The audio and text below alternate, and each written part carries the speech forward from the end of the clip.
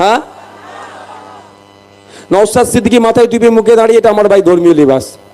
কিন্তু একবারের জন্য স্টেজ থেকে আমাকে বলতে শুনেছেন যে মুসলমান হওয়ার জন্য তুমি আমাকে ভোট দাও, বা আমি পীর পরিবারের ছেলে তার জন্য আমাকে ভোট দাও?